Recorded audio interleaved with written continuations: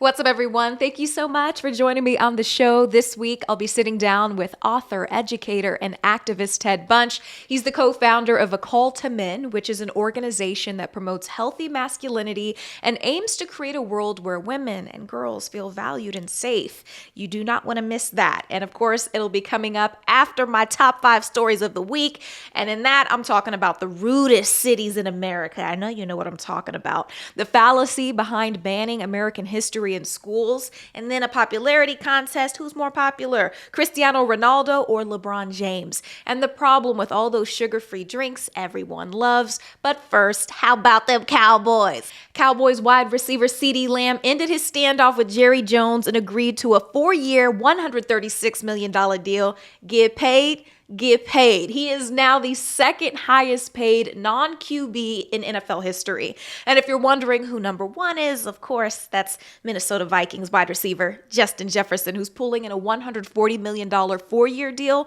And look, man, CD, he deserves it. You know, I'm happy for him. But does that mean the Cowboys are going to do something this year? And I'm only talking about postseason, okay? Because regular season, yeah, it's cute, it's fun, it's great for fantasy, but come on, Cowboys fans have got their eye on that Lombardi. And like I said, first episode, Jerry Jones is really like that gaslighting ex. He love bombs you. He gets you all hyped up with shiny new things, big contracts, but it all ends up being the same thing over and over again. And unfortunately, I feel like that's where I'm leaving it with this. Cowboys are going to win the division. If they don't, that's going to be ridiculous. But good news for the NFC East, all you Washington fans, I have faith in your shiny new QB, Jaden Daniels. I think the rookie is going to lead the Commanders to at least improve that distasteful 4-13 record. Oh my God, 4-13, that's crazy. As long as they can get their O-line situation together, you know, injuries, all of that, no bueno. But back to Dallas, back to the Cowboys. Since we're talking injuries, as you know, all-pro cornerback Deron Bland, he's going to miss about 2 months with a stress fracture, but Trayvon Diggs is back just in time after playing, what was it, 2 games last year? And that was also because of injury. So the Cowboys be hurting. They're not hurting for talent. It's just that finisher that they don't have. And I'm not scapegoating Dak. Everybody's like, oh, you're always picking on Dak. I'm not picking on Dak, but come on. Quarterbacks win Super Bowls. And to even make it that far, first of all, Cowboys got to beat the Niners. And them Niners, ooh, they are out for that get back.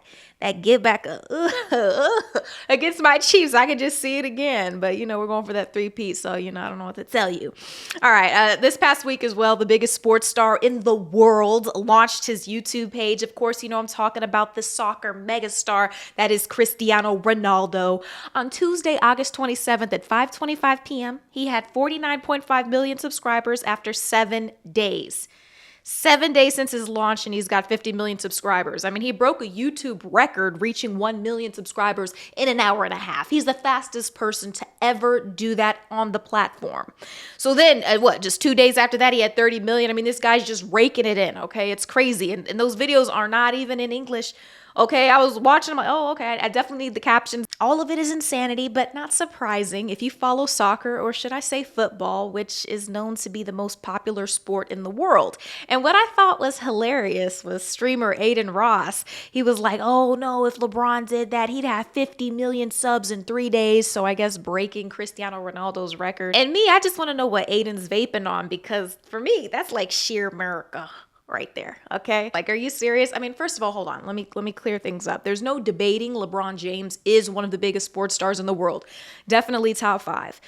And in terms of popularity here in America, yeah, number 1. It's not even close. But outside of America, it's not. Definitely not. And it's not even close. I mean, for example, Cristiano Ronaldo has an unfathomable 638 million followers on Instagram. LeBron James, in comparison, has 160 million. That's almost 4 times as many for Cristiano. Leo Messi has 505 million. Neymar has 224 million. If I'm losing you here, those are all soccer megastars, okay? There's really no comparison. And I'm not trying to be a Noah Lyles type hater. Don't call me that, because, you know, I talk a lot about Noah Lyles and all of that. But I really do believe people got to get outside of their America box, okay? Just a little bit. And just realize that planet Earth is bigger than North America real quick. And then you got to also realize that although modern soccer only predates basketball, like 28 years, its origins can be traced back over 2,000 years to ancient China, Greece, Rome. it doesn't get more original than kicking balls. Okay, so just keep that in mind. It's really not even close. But no hate. LeBron James definitely is the modern day GOAT. He's not my GOAT. That's Michael Jordan, but we'll get to that on another day. All right, real quick. Let's put aside this obsession with who's on Ozempic or not, right? And focus on the real enemy for a second. Artificial sugar. Okay, I talked about this last season, but I wanted to bring it up again because nothing pisses me off more than these companies who market their items as healthful, duping the public into thinking they're doing the right thing for their families by buying products that say sugar-free, plant-based, when in reality, they could be doing a lot more harm than good. And yes, I know we can die any day from something, but personally, I'd much rather die eating a Twinkie I know is bad for me than drinking some sugar-free drink I thought would be good for me. Okay, and there are all sorts of artificial sweeteners. You see them on the labels all the time. Sucralose, stevia, xylitol, aspartame, and then my favorite, not so much, but erythritol, which is approved by the FDA. All of the ones I named are, and that often found in sports drinks, energy bars, yogurt, candy, bread, all of the above. And be careful about those sugar-free gummies, okay? I heard those are kind of like diuretics, so just watch out for that.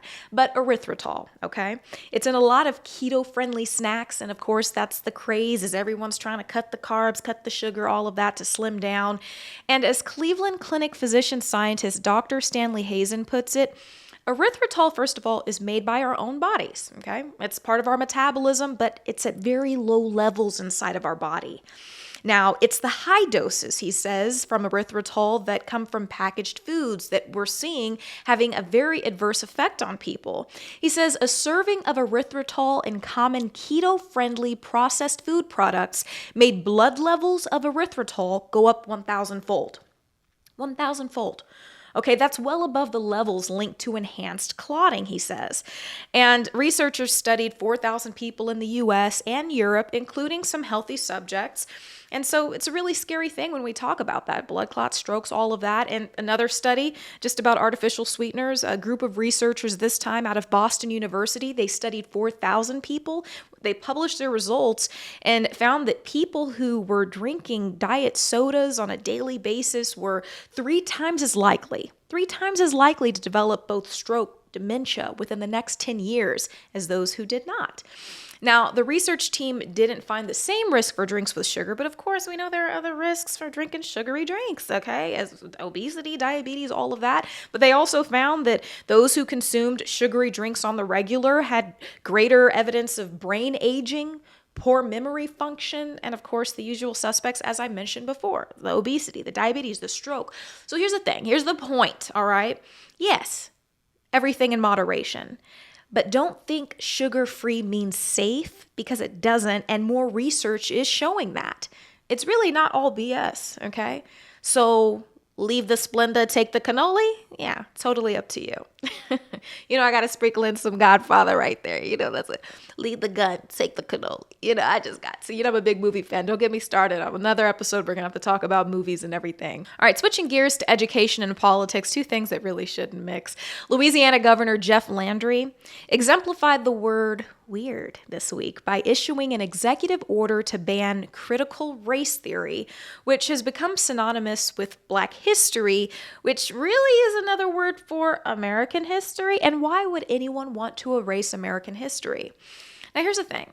Critical race theory has become a straw man argument ridiculous politicians like Jeff Landry use to attack American history and the public education system.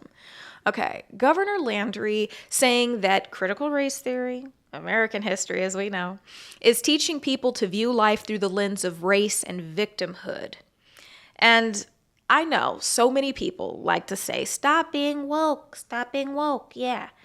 And that's also another straw man argument created to diminish the importance of civil justice and equality. It's so crazy to me that people are so excited to erase this one part of history but commemorate Pearl Harbor. Let's not talk about civil rights, but can we talk about how the U.S. bombed Nagasaki? I mean, we can make movies about that, but if someone mentions slavery or attempts to hold a trigger-happy police officer accountable for yet another killing of an innocent Black person, people complain and say, stop the wokeness.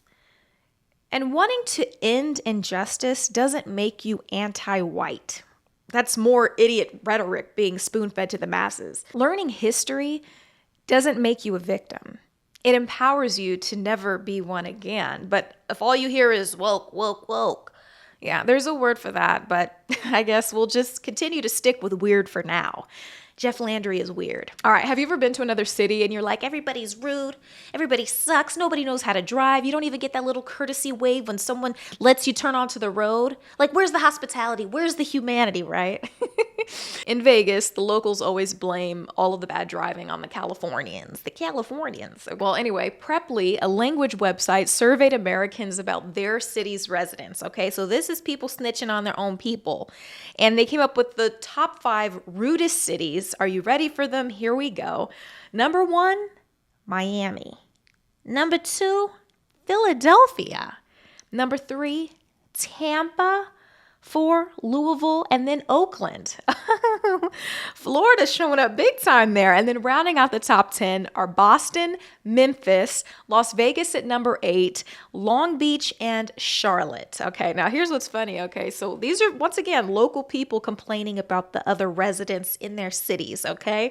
And locals in Miami, Oakland, and Tucson said those particular residents are ruder than any others in any other city. In Tucson, I never would have thought that. When I think of Arizona, for some reason, I've got this idea of like super rich people relaxing at these like ultra luxurious spa treatments, all of that. But anyway, the top 5 least rudest cities were Omaha, Nebraska, Minneapolis, San Diego, Columbus, Ohio, and finally Kansas City, Missouri, which is where I'm from, which would definitely explain why I'm so nice and have such great manners. Please and thank yous.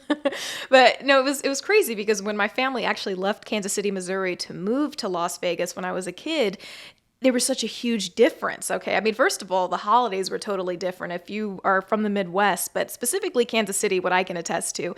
During the holidays, around Christmas, people got the little wreaths on the front of their cars, all of that. When you're walking through the park or something, you know, people wave, hello, how are you doing? In Vegas, it was totally different. Like, nobody knows anybody. You don't know your neighbors. Holidays pretty much sucked. It wasn't as spirited or festive, any of that. Like, during Halloween, you'd barely see any trick-or-treaters. All of the kids driving around on the cars now. Like back in the day, like we used to have to hunt for that candy. We get that trash bag or that pillowcase, and then we're going from block to block to block to block. We go to our grandma's house, block to block to block, hunting that candy down. And we were always good and polite. We didn't take the whole basket if the people left it out front on the porch, okay? We would take one piece because the Halloween monsters are watching. Take one piece. No, we did it because it was the right thing to do. I mean, is that just a Midwest thing? I don't know. You guys have to tell me in the comments what you're thinking if you're watching on YouTube, if you agree with these rankings. And I bet my New York listeners are happy to not be on the list, but honestly, they probably couldn't care less. And that's probably why their own residents don't even think they're rude, because they don't care either. But here's the thing, they did make the top 10 on that list back in 2022 when the same company conducted a survey. But honestly, New Yorkers are a different breed. If you've ever been around New Yorkers, there's nothing that you can really do to ruffle their feathers, it feels like. You could say anything. You could say the craziest thing to a New Yorker. They're like, oh, word, okay. Like nothing really shakes them. But shout out to my New York peoples. Got to show you guys love. All right, guys, that wraps up my top 5. And up next, I'm talking with Ted Bunch, co-founder of A Call to Men, an organization that seeks to educate men all over the world on healthy, respectful manhood as a way to prevent domestic violence and create a world where women, girls, all feel valued and safe. Ted, it's a pleasure to have you on the show. Thank you so much. Thank you so much, Demetria. Pleasure to be here. Looking forward to our conversation. Thanks for all you do on your platform to raise awareness around the world. Appreciate you. Well, I appreciate you. I'm definitely a fan of your work. I mean, I was doing my research, of course, and just ran across this amazing speech that you gave where you were talking about your daughter. And we'll talk about that in just a moment. But before that, I want to familiarize my audience with A Call to Men. So let's talk about what you guys do, what your mission is. Great. Thank you. So we're a national organization here in the U.S.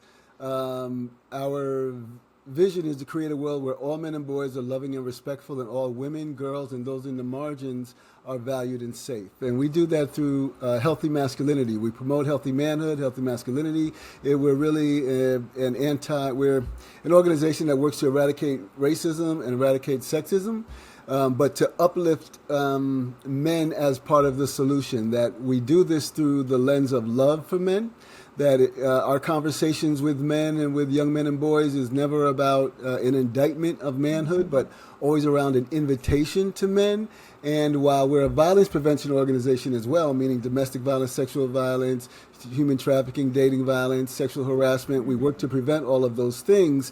We do that in a way that is not about calling men out, though accountability is needed where it's needed, but about calling men in, that we're all swimming in the same water, and we've all been taught the same thing. And so we like to peel back the layers of that male socialization and keep the wonderful things around manhood and masculinity, but also address those things that are harming women, girls, and men and boys as well, and also non-binary folks, of course, in the queer community. No, I love that, Ted. I mean, obviously, there's a lot of intersectionality in all that you guys do. Yes. And it's important, though, that even though your name is a call to men, you're not calling out men. And I love that you kind of made that clear, because online these days, you'll find a lot of people who, you know, will criticize men doing this. And I don't know if that's the healthiest or, you know, best approach when we're talking about these sorts of issues, when we're talking about domestic violence, when we're talking about stereotypes as it relates to men, young men. So let's dig a little bit deeper into some of these stereotypes. I know in your organization you guys have something that you've coined as the man box. Will you kind of break that down as we continue our conversation? Of course. Yes. So the man box, as I said, we were founded 22 years ago. I'm one of the co-founders, and the other co-founder is Tony Porter, who's the CEO of the organization. And Tony coined the phrase the man box in the late 90s. Wow. We were founded, yeah, I know. The 90s. Woo, okay, I'm a 90s baby, so I know. Okay. He and I founded the organization in 2002, but in the late 90s, we were doing this work. So when we look at the man box, right, and you can imagine what's in the man box, right? Yeah. Be in control, don't ask for help, don't show weakness, don't show vulnerability, right? Have power and control, especially over the women in your lives. Be dominant, right? Show no fear.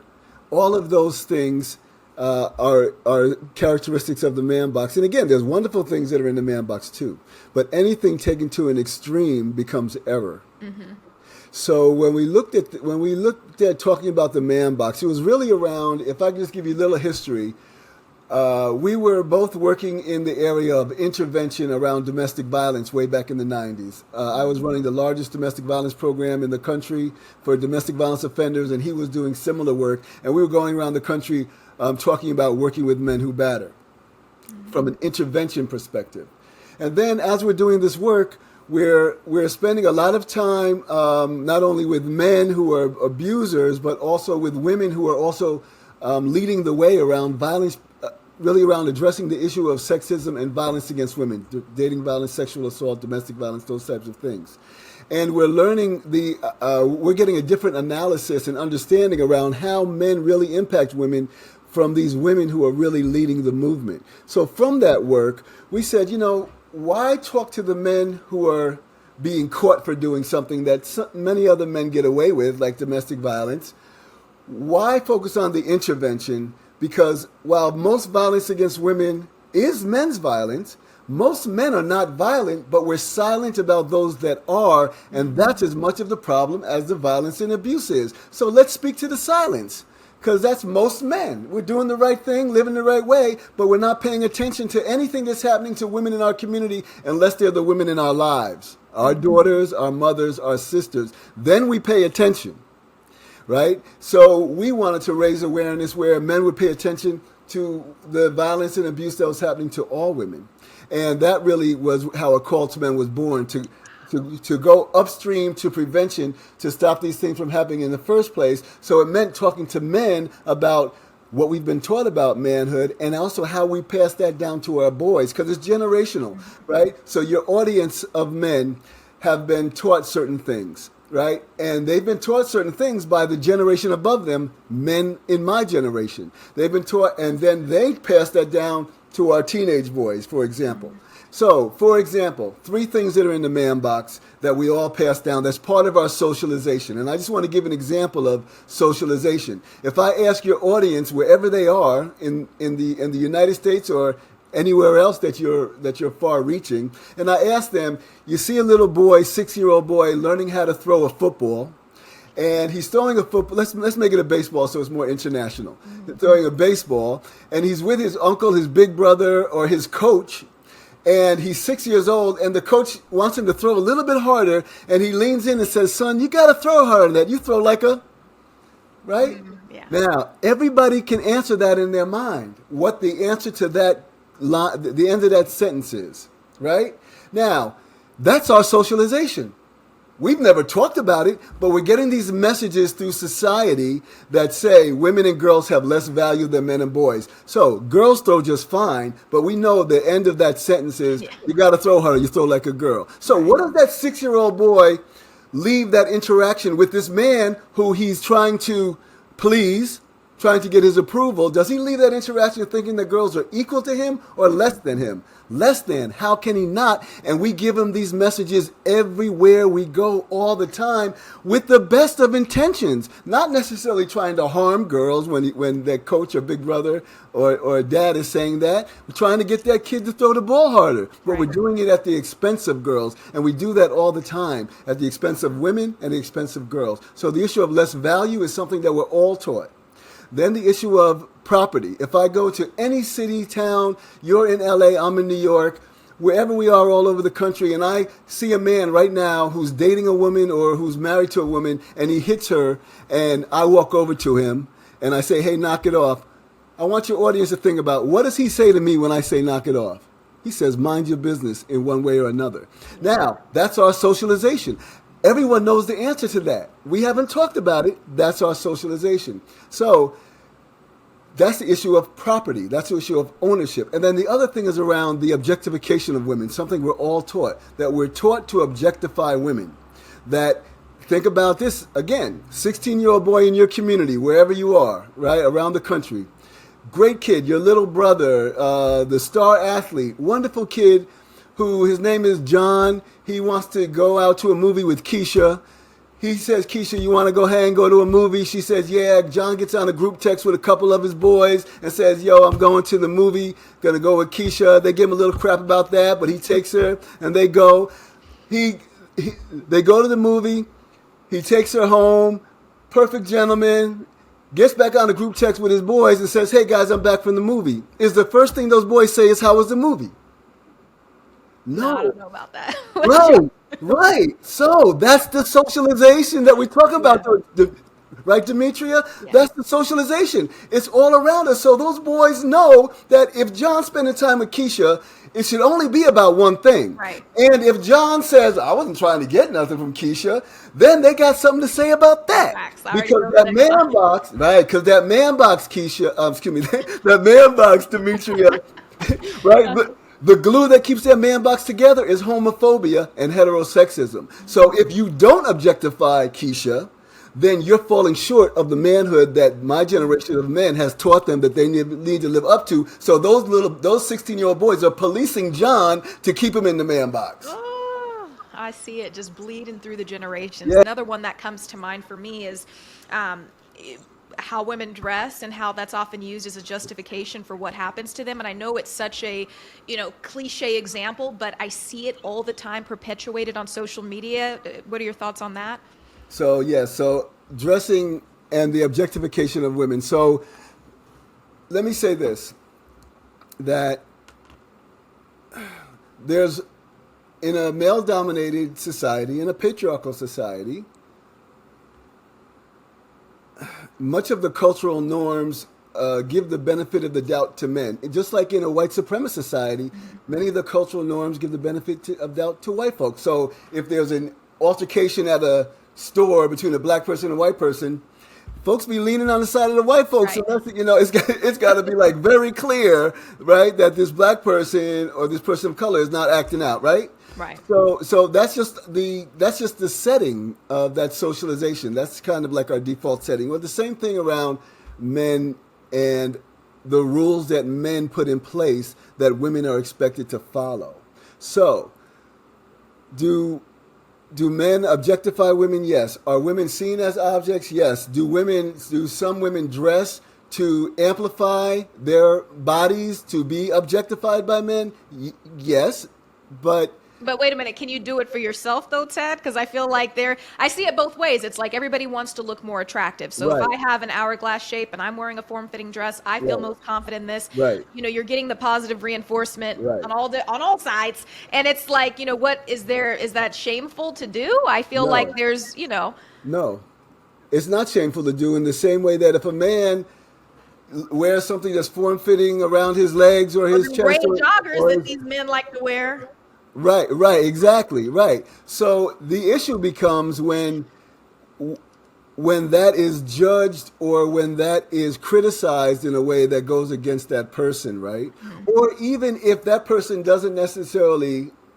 So if I'm with a group of men and a woman walks by who's wearing something that shows her figure very clearly, right? I have a choice, right? Just like those men with me have a choice. Now, they may break their neck when she walks by and turn around. I don't need to do that. And when they do that, I can also look at them with disapproval or be like, man, that's your sister right there. Is that really how you want her to be treated? Like, to really bring awareness to it.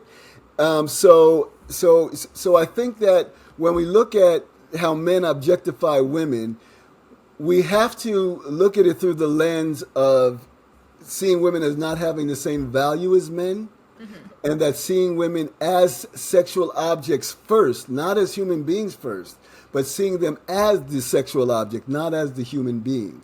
And that's where I think a lot of the harm comes in. And honestly, if women weren't walking around, there's rules that men put in place. If men to pay attention to you, then you need to show them something based on our socialization of how women are sexually objectified. So when you don't show them something, right, or when you don't, if a woman walks around with baggy clothes, they may not be paying attention to her in the And I same don't know way. about that because I might pull up to the gas station and I'm looking like a bum in my mind. But it's like these guys, and I know a lot of women have the same story here. So I feel like as a Well, woman, you could be wearing a potato bag sack. If you look good, you look good, and people are gonna say something. Now, my thing about the men is like, yes, nobody can stop you from looking, but then it becomes maybe the verbal catcalling, yeah, the right, attacks, and now so that's where right. the sexual objectification That's becomes right. more Yeah, intense. yeah, Because where I stand on it, Ted, is that I feel like everybody can dress how they want. As a yep, man, if you want to wear your nail polish, you want to wear your short shorts. As a woman, if you want to wear the tight dress, all that's fine and dandy. You could be open to all sorts of public ridicule, but it's the acting on it where I think a lot of men need to check themselves, and women as well, if men are experiencing this too, because men can be sexualized as well. But my thing is that's where I have a problem, is when you're acting on it and now you're being disrespectful to people. So I agree with you, and that acting on it is really where that again is where that male privilege comes in, where we're taught that we have the latitude to say something to a woman and get away with it. I've heard men say when women walk by, and if she doesn't say something back, if they say something to her and she doesn't want to say anything back because she just passed 20 other men who said something to her, she's tired of saying stuff back or worrying about it, they'll say something to her about not saying something back, like they deserve a response. Well, they'll call you a B word. I had, Exactly. guys follow me through the mall. I've had people follow me to my car, knock on my window, and I try to be really respectful and nice. Like, I remember I was in Atlanta and there was a kid. He looked like a kid to me. I'm a grown woman. I thought he was like 18, and I was like, baby, I'm too young for you. I thought that was the easiest answer. He followed me to the cosmetics section, so that was at least 200 feet away from the entrance, and he's like, why did you do that? You really embarrassed me. I'm like, Jesus Christ. I mean, I was actually scared, and I had cause to, because this has happened to me throughout my life. And so I wonder, what do we then begin to teach these young men in terms of handling, I guess, perceived rejection, actual rejection, Yeah. to avoid these kinds of intensified conflicts that can lead to injury, death? Right. Well, rejection, isolation, all of those things are real for men. However, when in that situation that you're sharing with us, really speaks to how, again, our boys are not taught, and as men, we don't teach them to have value of women, to have boundaries with women, to respect what women are saying. Because you're already saying, I'm not interested, and he's following you to your car. That's clearly, right, a boundary issue that has been crossed. That's clearly not taking what you're saying seriously. All of those things, that's part of the socialization, is that we're taught to not value what women have to say, that they're really here to serve us. And you see that around. you'll see that around, the internet and so forth, that it's like women are here to support and serve men. And that's just not the case. That we're all humans here to support and to serve and support each other, hopefully. Well, Ted, But you know how what people do then is then they take the argument, of the Old Testament and say, well, Eve was created from Adam, and so therefore service, subservience. I mean, what's your take on that yeah, as we pour in some well, religion and controversy right. throughout? Well, Demetria, I think that we can look through the lens of religious text in any situation and justify it in the ways that we want to, especially when we're seeing things through the lenses of man, right? In the same way that during the times of enslavement in the United States, the Bible was seen through the lenses of white supremacy, which slaves obey your masters was a scripture that was implemented all the time of the justification to continue to enslave people who should not have been enslaved. So we can always look at any kind of text, but we're also looking at it through a certain lens, a certain perspective, right? We're looking at it through male socialization that has, again, that's really through a male-dominated lens. I love men, but it just seems like when a woman expresses something that's happened to her, the instant response from a lot of guys online, and not everybody, because I will never generalize, all men are not the same, monolithic, none of that, but there becomes this defense reaction like, well, maybe you said it wrong, or, of course, maybe it was what you were wearing, or you knew what you were doing, or you didn't have, what did you do? Like if I for example, Ted, this is a very personal example of my life, working on the news, I'm always grateful for my audience. 3 grown men, one of which old enough to be my father, stalked me, showed up at my job 3 a.m. trying to marry me, never had a word with this man in my life. Police tell him to stop, he doesn't stop. They're showing up at my gym, they're sending me sexual messages, threatening rape, things that are really disturbing that keep you up at night, right? And so I'm a single woman, I'm living by myself, I'm in fear for my life. I reach out to some of the men in my life, good friends, and they're like, well, what did you say? What did you do to make him act like that? And it's just like instantly it's my fault as a woman. And it really hurt me because I'm like, these are people that I think care about me. And it's like instantly the lens is turned on to me. And so what would you say to those men who have that kind of reaction, that mechanism to hearing these kinds of stories? Yeah. Again, I think that it speaks to that default setting that we have that gives men the benefit of the doubt. For example, those things you just said, right? Whether it's sexual assault, well, what was she wearing, and how late was she at the party? How much did she have to drink, right? So now that justifies whatever that man did to her, even in domestic violence or dating violence. Well, what did she say to piss him off so much, right? All of these things that really that women are often blamed for the behaviors that men do, that women are held accountable. Women are blamed for that. So we need to put the focus on men. It doesn't matter. We just need to put the focus right back on men. It's really not about doing something for our daughters as much as why do we need to do something for our daughters to protect them? How about dealing with the boys to not be abusive, to not be threatening, to not follow you home, those kinds of things.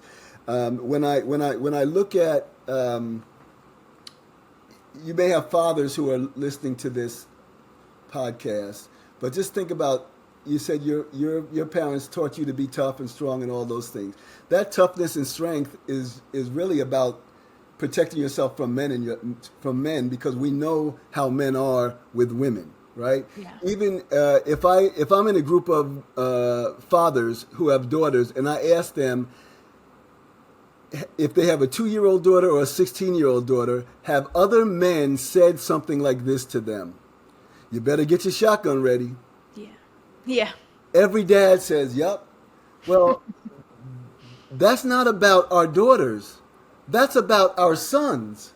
Mm-hmm. That's about, better get your shotgun ready because you know it ain't safe out here for her because we didn't teach these boys anything about respecting and valuing her. You better get your shotgun ready because they're not going to have any boundaries. If she says no, they may very well continue to insist or to take what it is they want. You better get your shotgun ready because it's not safe out here for her based on us based on men. Again, most of us are not violent and abusive. We're silent about those that are. So it's that socialization, it's that collective, that man box that we're taught. Now, we're very good at protecting our own, like your family. I bet your three brothers not going to play if somebody's messing with you, Yeah. right?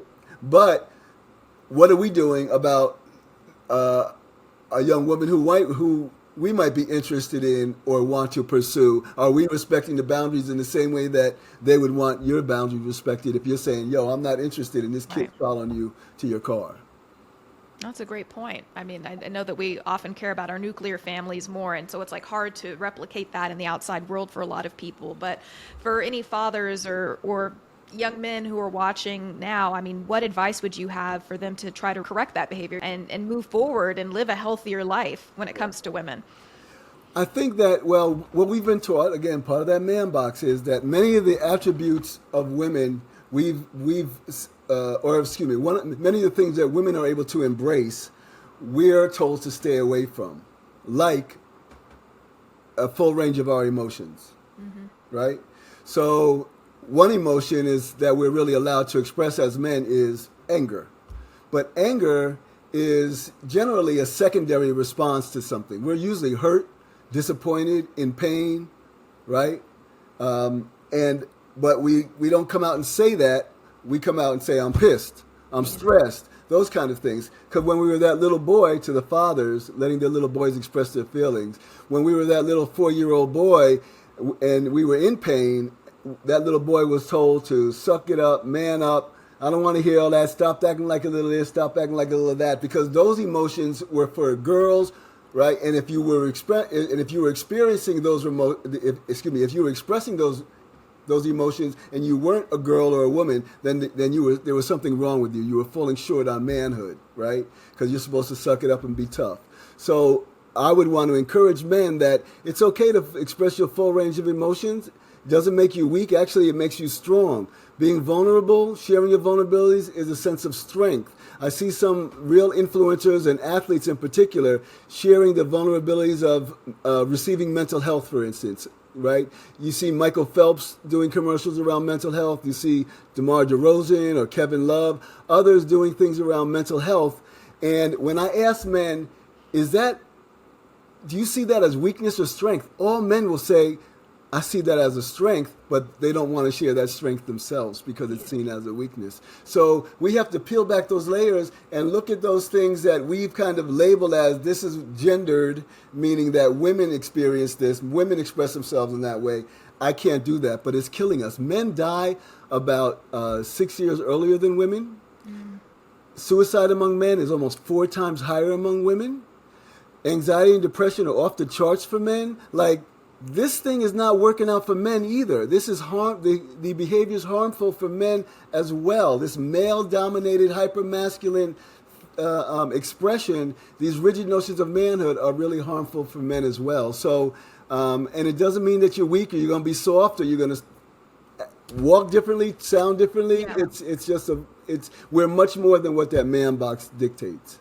No, I totally agree, and I always find it refreshing when one of my male friends or something can tell me like, hey, this really upset me when you did this, rather than bottle it in and then just be like holding grudges permanently online. I mean, and I feel like everyone is totally immersed in this reality of TikTok and Instagram, which we won't debate if it's healthy, if it's not, whatever. But the thing is that we're seeing a lot of these kind of trite memes where people are like, oh, if she wants you to do this, she's not worth it. If she's over 30, she's trash. There's this growing hostility in the manosphere, as we like to call it. And so I just would love to hear just a quick take from you on how you would address that for everybody who's online right now, because people really believe this. People really have conversations with if I buy you this, are you gonna buy me that? Or if she orders this, that's too. It's gotten so petty.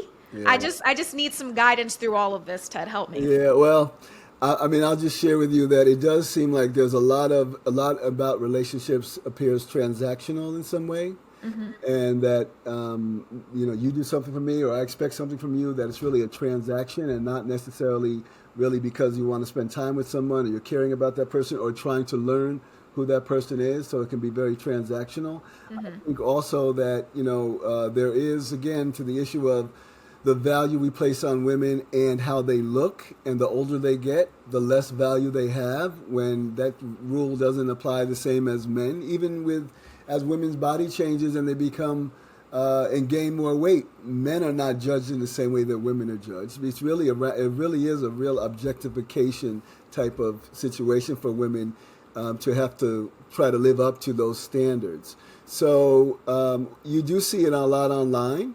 And that I think it's easy online to say certain things, that more so than you would in person with someone. But there's a lot of disrespect and devalue of people in general. And those are some things that really have to stop. I think that we're getting disconnected from our own humanity in some ways. And that it would be great to see men in particular unplug a little bit and really go inward to their full authentic selves. One of the things we say at A Call to Men is really wanting men to become their full authentic selves, because then from that comes so much else, that not only for themselves but for all of those people around them. So what I see online is often very performative, right? And very kind of like just very performative, hyper-masculine behavior that I find unhealthy. We don't call at a Call to Men, we don't use the word like toxic masculinity. We don't put those two words together. And I only bring it up because you do see that a lot online. And we don't bring it up in those terms because it's really not about toxic men or non-toxic men or good men or bad men, that we're all swimming in the same water, and that we're all have been exposed to and a part of, in one way or another, those same behaviors, and that toxicity and masculinity should never go together, right? That masculinity is not toxic.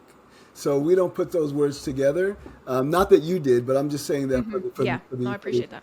For the audience, because you'll often hear that. That's something you often hear. And so it's unhealthy and healthy behaviors. And we just feel that in our experience of more than 22 years of working with men, and that's men in communities all over the country, in all different communities, all professional sports leagues, corporate America, middle schools, high schools, wherever there's men and boys is where we do our work. And that issue of authenticity is something that resonates with men and young men. And when we give men and young men a safe space to share, vulnerability comes out, and they're relieved about it, and they're actually been waiting for something like this, but haven't been able to ask for it, because if they ask for it with the group of men that we're mostly around, those men are going to say, man, what's wrong with you talking about that? You better suck it up. You better straighten up. Yeah. Those kind of things, you know? Yeah, no, I mean, that's a good point. I think we can all be guilty of that. That way as well. Like, yeah, because that's what I heard a lot growing up. Like I told you, like my dad was kind of hard on me, I guess, to prepare me for the real world. And so it was all like, yeah, suck it up, stop crying. It's, chess, not checkers. Like those are the lines that you hear a lot. And I know a lot of guys can relate to that as well. So Ted, I know you said it in so many words, but if you could just give me a definition of what healthy masculinity is, I'd love to hear it. So healthy masculinity is, again, expressing your full range of emotions, being able to identify what I'm feeling, right? And that doesn't mean I'm going to sit down and just start crying with someone, but I can talk about, you know what? I'm not pissed. I'm sad. I'm disappointed. I'm hurt. Like, that's really important to be able to name those things instead of just burying it and saying, I'm pissed. So identifying, be able to express your full range of emotions. Not saying things that denigrate women, girls, or anyone in the LGBTQ, trans, gender nonconforming community. Not saying things, that's homophobia and heterosexism, and we don't want to engage in that, right? They're no threat to us, right? So, and that's where that fear comes up. That fear, so when we talk about homophobia, it's the fear of being perceived as gay, right? So that's why the young men may say something that objectifies a woman when he goes by, when she goes by, because if he doesn't, his boys are going to think that he doesn't like girls. That's homophobia, right? So not saying things that denigrate women, girls, or members of the LGBTQ, transgender, nonconforming community. Full range of emotions. being respectful of women and girls, not seeing women as a conquest, but seeing the humanity in women, right?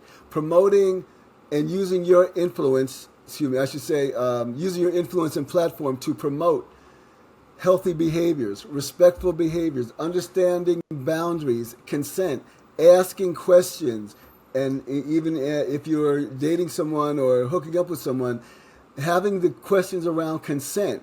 What does that mean to that person? Like, so really being able to communicate. So increased communication, sharing what's real and important to you, our full authentic selves, all of those things. Also, healthy masculinity is pursuing those things that interest you. There's so many things as men, Demetria, that we don't do because we're taught that it's outside of the man box, right? I just want to give a quick example for the men in the audience in particular.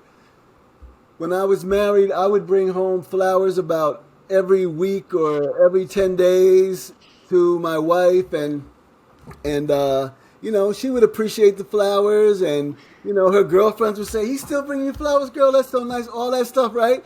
And after about a year or two, like, if I didn't bring flowers home, she wasn't like saying, "Where are my flowers this week?" And she wasn't saying, "He doesn't love me anymore." When the flowers weren't in the house, Demetria, you know who missed the flowers? I did.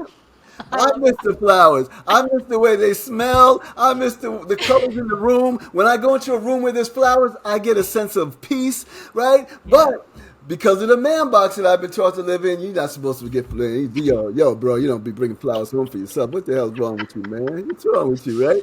So once I realized that and I embraced it, then it became a whole different experience for me, because now I'm going to the florist, instead of just saying, "Give me a bouquet," and put it in a vase. I'm saying to the florist, "Oh, I want the peonies, and give me some of this and some of this," right? So now, Mr. Bunch, do you want to put it in a vase? No, I'm going to take them home and arrange them. You know why, Demetria? Because I like flowers. Yeah. But then my kids see me arranging flowers and be like, "Oh, wow.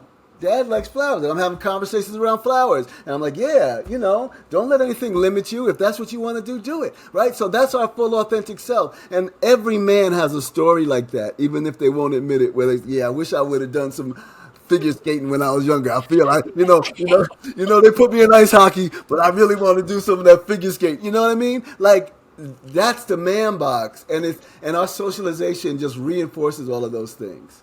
I think as a woman, like I said before, I always find it really refreshing when a guy says that to me. I was talking with a guy and he told me he wanted to play piano. He wanted to take some piano lessons. And I'm like, I love music. I played the flute all throughout, my formative years. And so I love it. I love things that are outside of that box. It's so interesting to hear who someone really is and when they're vulnerable and open to that. So I have to ask you, Ted, for the women out there, what can they do to support our men as they are on this journey toward healthy masculinity? Well, I find that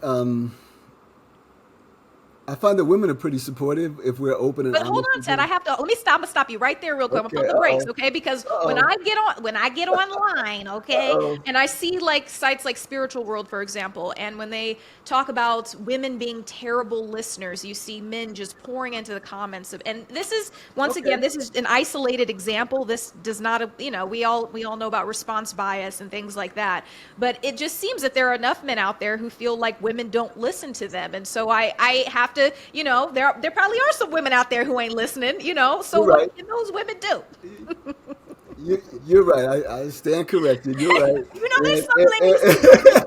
And I'm not online as much as you and probably some others, so I may be, missing some things. But I do hear that from men also, that, when I am vulnerable and when I do share my emotions, that's not what that woman that I'm seeing or who I'm looking to talk to is interested in. She sees that as weak and wants a man who's tough and in control, and she don't have to worry about whether he's going to be weak or not. She knows he's going to be strong in every situation, right? Again, it's just how we define strength. So I would say to women to understand that, to also really appreciate the humanity within that individual man, and that we have feelings and emotions also, even though we may not have been taught to express them. or we may do a very good job of covering them up or even showing things in a way that make it appear that we don't. We do. And we do want to be heard and appreciated just as a woman or anyone else would want to be heard and appreciated, and for our voice and our perspective to be respected, and that to be open and also to be patient with our communication, because I think sometimes we can really very, very clear on what's happening with us, and then sometimes we may struggle with what the language is because we're also fighting that feeling of being vulnerable, and what will that mean, and she's going to hold it against me, or it's going to hurt, it's going to show up in somewhere else. And because again, we're not practiced as men, we're not practiced generally in expressing our feelings and if it be a safe place for that. So because when we were that little kid, we were told by our mother or by our father or by our mother, I don't want to hear all that. Just suck it up, stop crying, too bad, right? Yeah. Or I'll give you something to cry about. All of those kinds of things. So we're not accustomed to doing that in a way that we find has been productive and safe for us. No, that's an excellent point. I do have to ask you this because I feel like there's this growing sentiment online and other places that there are people who are creating too many excuses when it comes to mental health. For example, it might be that they're making excuses as to why they can't complete tasks, why they have unhealthy relationships, and it's because of what happened to me as a kid. Does there ever come a time where you have to take accountability as an adult and say, I'm going to take the reins on my own life and I'm going to try to do better? Yeah.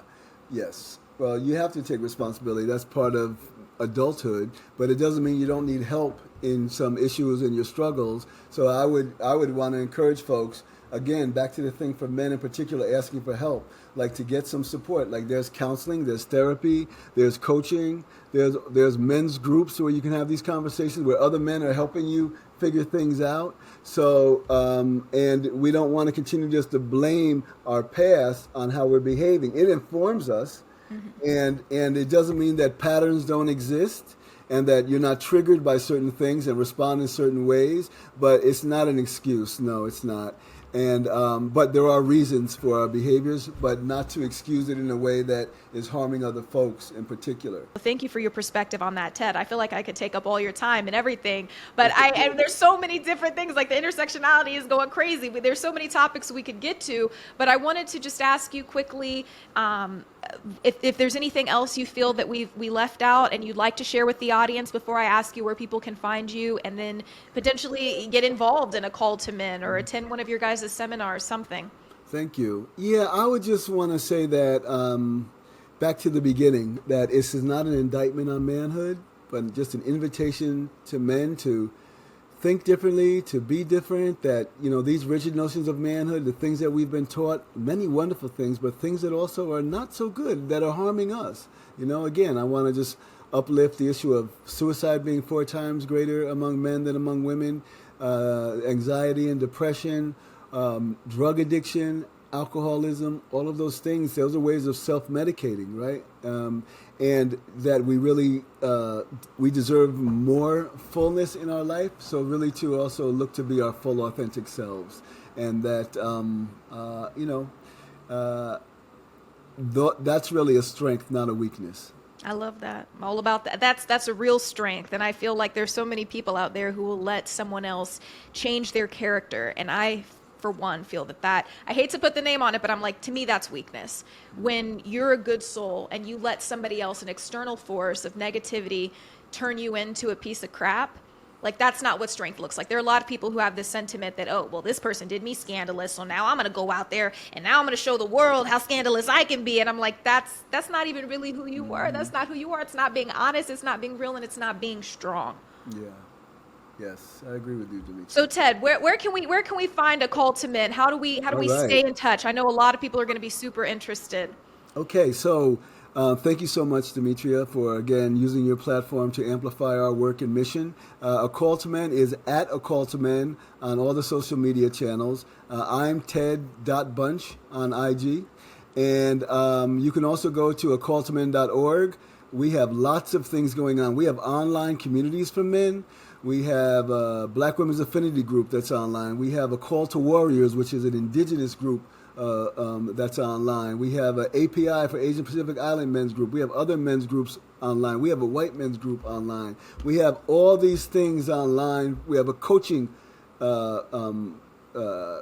community that's online as well. And then we have many, many, many in-person presentations, trainings. So you can check us out on the website, acalltomen.org. We also, in New York, we're having our 22nd anniversary breakfast coming up. We have a men's breakfast in Chicago that's going to be in October, on October 18th, so you can look on our website for that. We have leadership academies. We have training institutes for gender and racial justice. We have all kinds of community engagement. We have high school and middle school curriculum called Live Respect, life skills and well-being for boys and young men. We have a book called The Book of Dares, which is 100 ways for boys to be kind, bold, and brave. It's just 100 positive challenges for boys in elementary school, even into middle school. So just check us out online, sign up for our email, or just follow us on any of the social media channels at A Call to Men. I'm excited. I'm so excited because I know when this episode comes out, people are just going to absolutely love it. So Ted, thank you.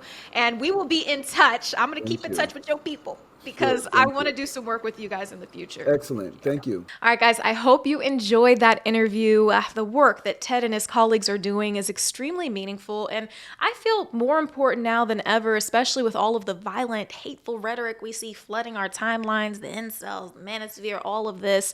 Misogyny is real, but of course, misandry, the hatred of men is real as well, and I feel like this organization really addresses all of that and is super, super positive in a time of darkness and negativity online. So be sure to keep up with the Call to Men.